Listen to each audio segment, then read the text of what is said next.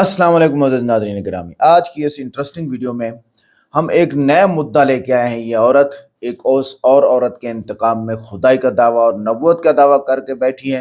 ये अहमदिया थी और मेरे ख्याल है भी है। और वो जो और अहमदिया औरत थी जिसके साथ इनका जो पीर है बड़ा वो 33 साल तक रेप करता रहा। अब ये उसके इंतकाम और जो है वो बदला लेने के चक्कर में है। आइए सुनते हैं इसके नबूवत के दावे को। पता नहीं क्या क्या बातें कर रही है। वीडियो को लाइक करें, चैनल को सब्सक्राइब करें, वीडियो को व्हाट्सएप पे ज़रूर शेयर करें, कमेंट करके बताएं वीडियो कैसी लगी। बाद में डॉक्टर जाकिर नाइक साहब, मैं और इंजीनियर मोहम्मद अली मिर्ज़ा साहब की जो बातें हमें ठीक लगती हैं वो हम ज़रूर लगाते हैं, जो हमारे मुताबिक हैं वो बताएंगे कि औरत की नबूवत क्यों नहीं है। अस्सलामुअलैकुम वरहमतुल्लाहि वा वबरकातुहू। वालेकुम अस्सलाम वरहमतुल्लाहि वबरकातुहू। How can मैंने I बस help? आपसे पूछना था कि एक्सप्लेन करें क्या है, ये क्या मसला है, क्या पीछे आपने वो लगाया है। मैं आपको आप मेरे लाइव सुन नहीं रहे, मैं आपको कितने दावे कर रही हूँ आपके सामने।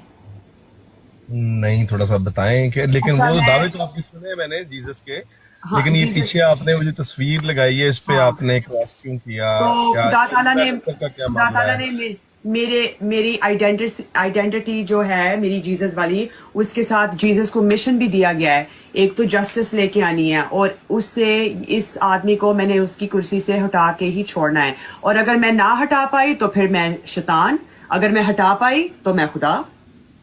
आप अहमदी थी पहले, ये नहीं थी मैं अहमदी, पैदाइशी अहमदी थी।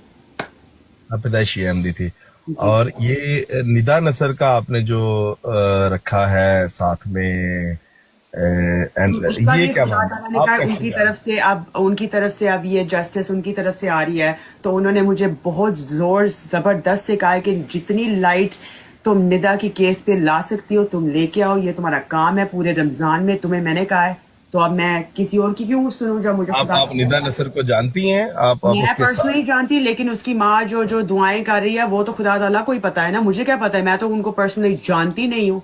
मुझे तो खुदा ताला ने मिशन दिया है कि ये मिशन तुम्हारा है, तुम जीसस हो, तुम जाओ, तुम्हें वो लोग उंगलियां उठाएं, तुम्हें मारे, तुम्हें लानते दें, तुम्हें जो तुमने उठानी है। मैंने कहा चलो सबर फिर मेरा भी देख लें अलामिया। मैं समझ गया, मतलब कि जो मैं समझा हूँ वो ये है कि आप पैदाइशी अहमदी थी और निदा नसर को आप पर्सनली नहीं जानती, आप उसके केस पे रोशनी डाल रही हो। बिल्कुल और आपने अलामिया की अहमदीद तरफ कब से। छोड़ी। अल्लाह मियां की तरफ से आपने अहमदीद कब छोड़ी है, या अभी भी अहमदी हो आप। 2021 में मैंने छोड़ दी थी। मैंने इनकी वजह से मैंने बिल्कुल अहमदियत छोड़ दी। क्या वजह बनी, आपने इनकी वजह से क्यों मुझे छोड़ी। अलामिया ने काफी चीजें बताई हैं अनसीन की। वही कि मैं I am the knower of the unseen. मैं पूरी सूरह अल फातिहा आपके सामने आज क्लेम करती हूँ कि वो जो सारी master of the day of judgement वो भी मैं क्लेम कर रही हूँ आज आपके सामने। सो उन्होंने मुझे कोई कोई बहुत इंपॉर्टेंट चीजें बताई हैं जो उन्होंने ऑलरेडी डिसाइड कर दिया है कि मेरा मिशन इस बहुत दुनिया आला, में है बहुत आला, कि मैंने इनको यहाँ इनकी बहुत कुर्सी से उतारना है। ठीक है। जबरदस्त। तो आपका जो मसला है वो इनकी कुर्सी तक है, या आप हज़रत मसीह मऊद को भी नहीं मानती हो आप, या वो ठीक है, इनका मसला है आपको। ओ नहीं नहीं नहीं, मुझे सिर्फ इस आदमी का मसला है, सिर्फ इस आदमी का मसला है। कुर्सी तो मेरी है तो ही है, आप वो तो मैं बैठ, ये मेरी कुर्सी अभी अभी आप समझो मैं अपनी कुर्सी पे ही बैठी हूँ।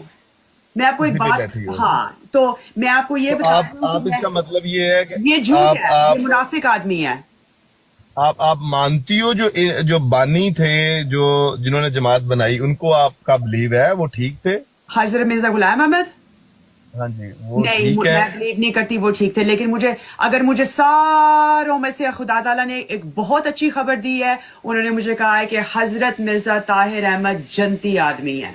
और वो आपको पता है निदाउल नासिर उनकी ग्रैंड डॉटर है। तो मुझे निदाउल नासिर से कोई, मैं तो आज तक उसे मिली नहीं हूँ। मैं तो रोशनी इसलिए डाल रही हूँ ताकि लोग उसको निकाल लें अपनी बंद कमरों से और मैं उससे बात करूं। मैं पूरा केस उसका लड़ने आई हूँ। मैं तो खुदा ताला की तरफ से आई हूँ, मैं तो शेर बन के आई हूँ। मैं मतलब जो समझा हूँ आपकी बात को, वो ये है कि आप खुदा ताला की तरफ से माबूस हुई हैं, निदा व्हाट्स नसर के महबूस? केस के लिए अपॉइंट हुई हैं जी जी आप अपॉइंट हुई हैं अल्लाह ताला की तरफ से कि जाओ निदा नसर को इंसाफ दिलाओ। ठीक बात, बिल्कुल बिल्कुल। ठीक बात है, ठीक है। और आपके जो मॉम डैड हैं वो स्टिल दे आर अहमदी, और वो एग्जैक्टली वो मेरी मॉम रियल नहीं है, वो मेरी केयर टेकर थी। उनका मसला, मैंने उनका कल पब्लिक में भी कितनी दफा नाम लिया है, आज मैं आखिरी दफा दे दूंगी आपको उनका नाम। उसका नाम है कैसरा नहीद। मेरा उस औरत के साथ, उस फैमिली के साथ कोई लेना देना नहीं है। मेरा किसी इंसान के साथ मेरा लेना देना नहीं है। मेरा किसी, मैं अकेली हूँ, मैं सिर्फ खुदा ताला की तरफ से आई हूँ, और मैं आपके बहन भाई थे वो आप दुनिया में पे इंसाफ दिलवाऊंगी।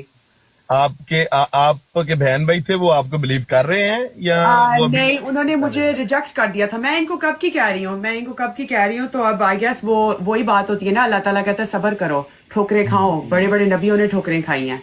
तो वो अब जो आयत है कुरान शरीफ की, युतियल्लाह व रसूल के तहत जो खवातीन भी नबी आ सकती थी, तो उसकी तो आप जीती जागती सबूत हो फिर आप। बिल्कुल एग्जैक्टली मतलब कि अब ये हम कह सकते हैं कि आप मुझे ये बताओ कि औरतें भी नबी आ सकती हैं और मर्द भी आ सकते हैं। अब तो साबित हो गया, आप क्या अब तो बिल्कुल साबित हो गया। लेकिन मैं आपको साफ अभी भी कह रही हूँ कि मैं अकेली आऊंगी, मेरे बाद कोई औरत नबी नहीं आएगी। कोई नबी, बस खत्म। कोई औरत नबी आ ही नहीं सकती मेरे बाद। आप जिस नबी तरह हैं। हजरत मोहम्मद सल्लल्लाहु अलैहि वसल्लम का आखिरी है, उनका मेरे साथ मिलना बहुत जरूरी था। ये आपका हम रिश्ता क्या नाम लेंगे? हजरत, आपको हजरत कहेंगे? आप आपको मुझे, ओह माय गॉड, मैंने हमेशा सोचा है मुझे आप जीसस कहें, मुझे आप हजरत ईसा कहें। आई would love it. I am the king, I am who I am. ठीक है, ठीक है, ठीक है। तो आपका आपका नाम क्या है?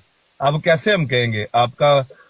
नास आपका नाम है, ये क्या मेरा है? नाम है नाज, या आप मुझे जीसस कह सकते हैं। I would love to be honoured as Jesus. That is one my gift from God. ठीक है, ठीक है। तो आप पर अगर ईमान लाना हो तो क्या उसका प्रोसीजर है? आप बैत लेती हैं कोई? इंशाल्लाह ताला हम जरूर इस पे रमजान के बाद बात करेंगे, जब मेरी इंशाल्लाह ताला जीत होएगी। मैं बहुत आपकी जीत तो हो चुकी है, आपकी जीत तो हो चुकी। आप तो नबी बन चुकी। किससे जीतना है? Thank you so much. किससे जीतना, किससे चाहती हैं? यू ऑलरेडी वोन। सबसे बड़ा दुनिया में जो इनाम है, टाइटल, वो आपको मिल चुका है। Thank you so much. You know what, वही मैं बस, मुझे हेट बताओ नहीं। अब आपके आपके जो रफीक है वो कैसे बनेंगे? साबी कैसे बने? रफीक मतलब कि आपके जो कंपेनियंस हैं, हाँ जी, हाँ, वो उनकी तादाद कैसे, वो बनने के लिए क्या करना पड़ेगा हमें? आपको हजरत मोहम्मद सल्लल्लाहु अलैहि वसल्लम की बात लेनी पड़नी है। वो तो करवाएं बैत, मैं हाजिर हूँ। इंशाल्लाह ताला आप बस रमजान का वेट करें। अगला सवाल है अली भाई, किसी औरत को अल्लाह ताला ने नबूवत का शर्फ क्यों नहीं बख्शा? इसकी हिकमत क्या है? हिकमत यह है कि औरतें जो है ना जी, वो एक्सट्रोवर्ट नहीं हो सकती। उनके साथ कई एक चीज़ें जुड़ी हुई हैं। एक तो वो अल्लाह ताला ने औरतों को खूबसूरती दी है, और फिर वो पर्दे का एहतमाम भी करना पड़ेगा। जब पर्दे का एहतमाम होगा तो वो किस तरह दावत व तबलीग का काम मर्दों तक कर सकती हैं। फिर औरतों में हर महीने मखसूस अयाम होते हैं, उन दिनों के लिए तो फिर वो मस्जिद में भी नहीं आ सकती, इमामत भी नहीं करवा सकती। ठीक है। और अगर खुदा न खास्ता कोई औरत पैगंबर होती तो फिर उसके बारे में अनाउंसमेंट होती कि जी आज जो हमारी पैगंबर है उनके साथ ये मसला हो गया, तो किस तरह वो एक राज की चीज़ें पब्लिकली आना शुरू हो जाती। फिर औरतों का टेम्परामेंट भी उतना नहीं होता जितना मर्दों का होता है। ये कहने को तो कह देते हैं मर्द औरत बराबर है, ह्यूमन डिग्निटी में बराबर है, और बाज़ जगह औरत ज़्यादा है। ये बुखारी में हदीस है, सबसे ज़्यादा तुझ पर हक तेरी माँ का है। 3 दफ़ा पूछा, 3 दफ़ा मैं तेरी माँ का, 4थी दफ़ा बाप का कहा। वहाँ माँ बढ़ गई है। और सुन निसाई में हदीस है, जन्नत तेरे माँ के कदमों के पास है, बाप के कदमों के पास तो नहीं कहा। ह्यूमन डिग्निटी में बाज़ का वो बढ़ जाती है, लेकिन जहां रिस्पॉन्सिबिलिटी की बात आती है ना, फिर अर्रिजालु कव्वामून अलन निसा, मर्दों को अल्लाह ने हाकिम बनाया है औरतों के ऊपर।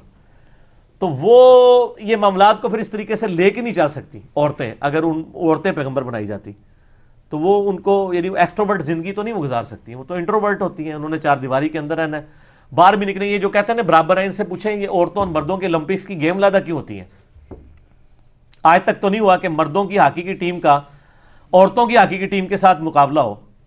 ये क्रिकेट का, उनको खुद मानते हैं कि मर्द औरत बराबर नहीं है, जितना मर्जी कहें। और ये कहता नहीं फलां औरत जो है बड़े कॉन्फिडेंट है, बड़ी तकरीर करती है। ये कुछ औरतें जितनी भी हों रकीकुल कल्ब मर्दों से ज़्यादा होती हैं। यानी हमारे सब कॉन्टिनेंट में इतनी कॉन्फिडेंट औरत यानी मेरे इल्म में कोई नहीं है जितनी बेनज़ीर भुट्टो थी। इतना एक्सपोजर था उसका, ठीक है ना।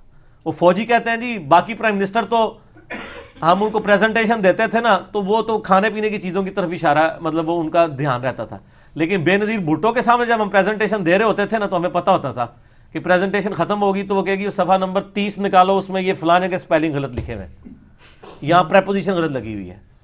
तो 10-10 बंदों से पढ़वाते थे वो उसको प्रेजेंटेशन देते वक्त। इतनी कॉन्फिडेंट औरत थी वो।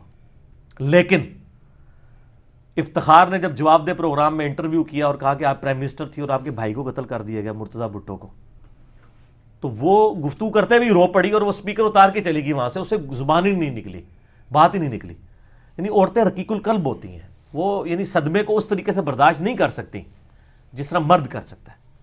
तो दीन में तो किताल और ये तो सारा देखना होता है। और यहां तो मेरे भाई नबी की जो बीवियां हैं उनको कुरान में आया है, क्या नबी अगर ये आपके साथ सही बिहेव नहीं करती इनको तलाक दे दो। वो क्या कर रही थी, यानी दावत के लिए हर्डल बन गई थी ना। नबी इस्लाम को यानी फाइनेंशियली इस हवाले से यानी वो एम्फसाइज करती थी कि हमारा नानो नफका बढ़ाएं। अगर ये औरतें ये खुद ये काम कर रही हैं, इसका मतलब वो दुनिया ओरिएंटेड ज्यादा होती हैं एज कंपेयर टू मर्दों के। ये मर्द ही है जो सब्र कर लेता है। तो अगर कोई औरत खुद हो, किस तरह दूसरे को कैसे सब्र दे सकती है? औरतों में बेसब्री ज्यादा होती है। तो नबूवत का काम तो है ही सब्र वाला है, उसमें तो लीडर ने खुद भी सब्र पे रहना है, अपने फॉलोअर्स को भी सब्र पे रखना है। तो जो औरतें सबसे पसंदीदा औरतें कौन सी हो सकती थी? नबी इस्लाम की बीवियां। उनके साथ भी आप देखें कितना उन पे मुश्किल वक्त आया। तो यानी औरतें सूटेबल ही नहीं है इसके लिए, अल्लाह ने उनको ऐसा बनाया नहीं है। ठीक हो गया। My name is Naveen Kumar. I am from India. I am working in Qatar Fertilizers. Actually, I was living here from 3 years. After coming here, I was little bit know about Islam. Before that, I don't know anything.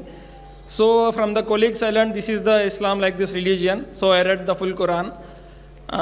I came to know that Allah sent messengers only males, but not send any females like this. Only the messengers are the males. But I think the Hindus, what we are following, maybe Ram, Krishna, all are messengers. And what about the goddesses, Durga, Parvati, what are all these things? So we are going in the wrong way, or we have to revert back. If we are revert back, why we are giving so many donations to the temples? Why these temples are there? What is the existence? Brother asked a question that in Islam, he came to Qatar, learned about Islam, and he knows there are many messengers in Islam, but there aren't any female messengers. In Hinduism, there are goddesses. Point number one, as I told you, in Hinduism, there's only one God. God. There are no goddesses. In Islam, the word Allah has got no gender. Neither male, neither female.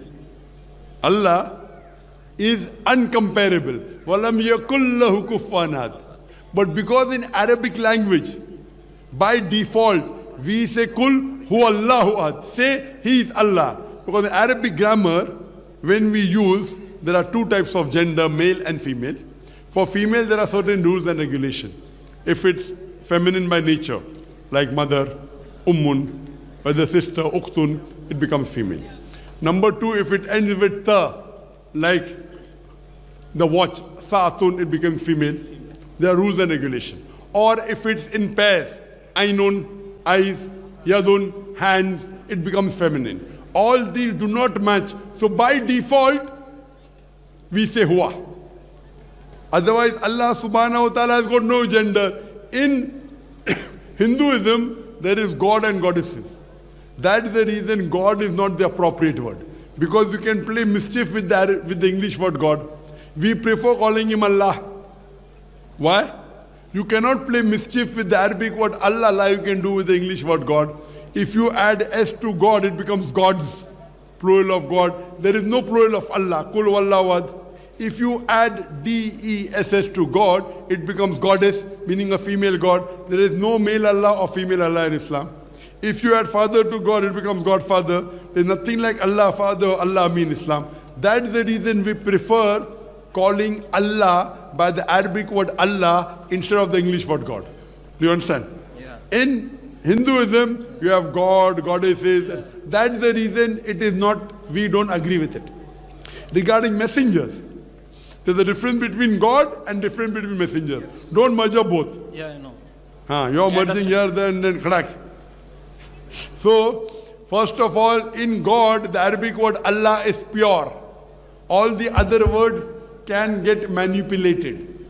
In terms of messengers, in Islam we believe that Almighty God has only chosen men to be messengers. That does not mean females are inferior. There are mentions of 4 great females in the Quran and the Hadith. Talks about Maryam alayhi salam, Mother Mary. The Quran says in Surah Imran chapter number 3 verse number 43, وَإِسْكَالَتِ الْمَلَائِكَةُ يَا مَرْيَمُ, and behold the angel said, O Mary, إِنَّ اللَّهَ اسْتَفَاكِ وَطَهَرَكِ وَاسْتَاكِ مِنَ الْعَالَمِينَ, that Allah has chosen thee and purified thee above the women of all nations. That means Allah has purified her. It talks about the other great women. For example, Bibi Khatija, may Allah be pleased with her, who was the wife of the Prophet. It talks about Asya in Surah Tahrim, chapter number 66. Tahrim was the wife of Moses. Was the wife of Pharaoh. So the Quran talks about great ladies. But why did Allah not choose women to be messengers? There are many reasons. To say they were not pure, I've given you examples. Yes? 25 men are mentioned, even 4 women are mentioned. Correct? Now, why? Because the responsibility of messenger is very high. For the woman, Allah has upgraded her because she bears children. Now, if you have to bear children, then give the responsibility of taking care of the leader of the house, difficult. Taking care as the head of state, difficult. So Allah didn't want to put on them additional burden. If you are the messenger, you have to lead the salah also. You have to lead the prayer. How can a woman lead the prayer? In Islam, a woman cannot lead a congregation of men. So because of various these reasons, Almighty God in His divine wisdom did not choose women to be messengers of Allah. He didn't want to overburden them. He gave them some facility. That's the reason He has kept only men as messengers. Hope that answers the question. If I'm having any doubts, so how can I get the correct answers? Can you give me any email so that I can mail to that? If anything with comparative religion, you can write to me at islam@irf.net. islam@irf.net. Or you can go to Islam Q&A. Islam Q&A is a good site which gives replies. Anything with comparative religion, because we receive more than 1,000 emails a day. And believe me, it becomes difficult. We have more than 500 staff working full time, yet we cannot reply to all the emails. Okay. If it's comparative religion, that's a specialty, you can write to us. If it's general question, you can write to Islam Q&A. That's a very good website. जी, मेरा नाम राजेंद्र प्रसाद शाह है। मैं अररिया जिला के कुरसाकाटा गांव का रहने वाला हूं और मैं धर्म से अगर पूछिए तो मैं न हिंदू हूं न मुसलमान हूं। मैं आनंद मार्गी हूं। मैं भागवत धर्म को मानता हूं। इसलिए आजन मेरे मन में एक शंका है, जहां गीता कहती है धर्मस्य स्थापनार्थाय संभवामि जुगे जुगे, और मुसलमानों से सुनता हूं तो मोहम्मद इज द लास्ट पैगंबर। मेरा शक है कि परमात्मा अल्लाह की सृष्टि इनफिनाइट वेव्स में चल रहे हैं, तो इनफिनाइट समस्याएं आगे आएंगी। तो हुआ मोहम्मद द लास्ट पैगंबर। अगर ये सही है तो गीता का यह, कृष्ण का यह घोषणा संभवामि जुगे जुगे क्या गलत है? भाई साहब ने एक अच्छा सवाल पूछा है। उन्होंने हवाले था भगवत गीता का, जिसमें कृष्ण कहते हैं, उन्होंने कहा, संस्कृत में तर्जुमा नहीं किया। श्री कृष्ण कहते हैं कि जब भी इस धरती पे जुल्म होगा तो उस वक्त भगवान एक पैगंबर को भेजेंगे और हर दौर में एक पैगंबर आएगा। संभवान युग योगे, हर युग में आएगा। तो भाई का सवाल है, क्या कृष्ण गलत है? आप मुसलमान क्यों कहते हैं कि मोहम्मद सल्लल्लाहु अलैहि वसल्लम आखिरी पैगंबर है? भाई साहब, सबसे पहले हम कहते हैं मोहम्मद सल्लल्लाहु अलैहि वसल्लम आखिरी पैगंबर है क्योंकि ये कहा गया कुरान मजीद में सूरह आज़ाब में, सूरा नंबर 33 आयत नंबर 40 में कहा गया, मा काना मुहम्मदुन अबा अहदिम मिन रिजालिकुम वलाकिन रसूलुल्लाह व खातिमुन नबीन व काना अल्लाहु बिकुल्लि शैइन अलीमा, कि मोहम्मद सल्लल्लाहु अलैहि वसल्लम आप लोगों में से किसी के वालिद नहीं हैं, लेकिन खातिमुन नबीन हैं। आखिरी नबी है, क्योंकि कुरान मजीद में कहा गया है कि मोहम्मद सल्लल्लाहु अलैहि वसल्लम आखिरी नबी है। हम इस पे यकीन रखते हैं। जहाँ तक कि आपने कहा श्री कृष्ण, मैं श्री कृष्ण की बात को मानता हूँ कि जब भी इस धरती पे गलत काम होंगे उस वक्त खुदा एक पैगंबर को भेजते हैं, और हर दौर में एक पैगंबर भेजेंगे। बिल्कुल गलत नहीं है, आपको समझने में गलती हुई, क्योंकि जब आप पढ़ेंगे भगवत गीता, भगवत गीता को कहा गया है कि ये वेद का निचोड़ है। It is the nectar of the Veda, Veda का निचोड़ है। और जब आगे आप पढ़ेंगे, लिखा हुआ कल्कि पुराना में, कल्कि पुराना में लिखा है, कल्कि पुराना चैप्टर नंबर 2 श्लोक नंबर 5, 7, 11, 15 में लिखा है कि एक कल्कि अवतार आएंगे जो कल युग में आएंगे, और कल युग आखिरी युग होगा, और ये कल्कि अवतार लोगों को सही रास्ता दिखाएंगे। और ये कल्कि अवतार के वालिद का नाम है विष्णु यास, मतलब भगवान का नौकर। अरबी में अब्दुल्ला, जो नाम थे मोहम्मद सल्लल्लाहु अलैहि वसल्लम के वालिद का। उनके वालदा का नाम होगा सुमति, सुमति मतलब अमन, शांति। अरबी में होगा आमिना, जो नाम था मोहम्मद सल्लल्लाहु अलैहि वसल्लम के वालदा का नाम। वो पैदा होंगे अमन के शहर में जो है मक्का। वो पैदा होंगे ऐसे खानदान में जो उस शहर के चीफ होंगे। हम जानते हैं मोहम्मद सल्लल्लाहु अलैहि वसल्लम कुरैश खानदान में पैदा हुए। उनके 4 करीब दोस्त होंगे। हम जानते हो 4 खुलफा राशिदीन हैं, हज़रत अबू बकर, हज़रत उमर, हज़रत उस्मान, हज़रत अली रज़ियल्लाहु अन्हु। अल्लाह सुब्हानहू व तआला की रहमत सब पे हो। उनको सबसे पहली वही मिलेंगी एक गार में, एक केव में। हम जानते हैं मोहम्मद सल्लल्लाहु अलैहि वसल्लम को सबसे पहले वही मिली गारे हिला में। उनको रात के बाद सबसे पहले वही आएंगी। वो he will migrate northwards and come back. और मोहम्मद सल्लल्लाहु अलैहि वसल्लम मदीना में हिजरत की और फिर से वापस मक्का लौटे। ये सारी निशानियां जो लिखी है कल के अवतार के बारे में, वो हूबहू उतरती है मोहम्मद सल्लल्लाहु अलैहि वसल्लम पे। हर युग में एक अवतार आएगा, आखिरी युग होगा कल युग। ये कल युग है भाई साहब, ये कल युग है। और कल युग के आखिरी अवतार है कल के अवतार, जिसका नाम कुरान मजीद में लिखा गया है मोहम्मद सल्लल्लाहु अलैहि वसल्लम। तो ये जो आपकी भगवत गीता में लिखा है, मेरे हिसाब से सही लिखा हुआ है कि हर युग में एक अवतार आएगा, और आखिरी युग है लिखा हुआ है कल की पुराना में, वो कल युग है। और कल युग के अवतार है कल की अवतार। तो आप सबको जोड़ेंगे तो पता लगता है कि आपके वेद में भी कई निशानी है मोहम्मद सल्लल्लाहु अलैहि वसल्लम की। कई बार मोहम्मद सल्लल्लाहु अलैहि वसल्लम का जिक्र है। कम से कम 100 हवाले तो मैं दे सकता हूं जिसमें मोहम्मद सल्लल्लाहु अलैहि वसल्लम का जिक्र है। अगर आप पढ़ेंगे भविष्य पुराना पर्व 3 खंड 3 अध्याय 3 श्लोकास 5 से 8, उसमें कहा गया है कि मोहम्मद सल्लल्लाहु अलैहि वसल्लम आएंगे और वो एक फॉरेनर रहेंगे, और वो डेजर्ट से आएंगे।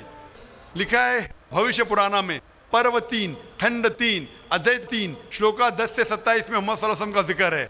अगर आप पढ़ेंगे कुंटप सुक्तास अथर्ववेद किताब नंबर 20 चैप्टर नंबर 127 श्लोक नंबर 1 से 14, उसमें मोहम्मद सल्लल्लाहु अलैहि वसल्लम का जिक्र है। मोहम्मद सल्लल्लाहु अलैहि वसल्लम का जिक्र कई जगह वेद के अंदर है, कई जगह पुराना में है।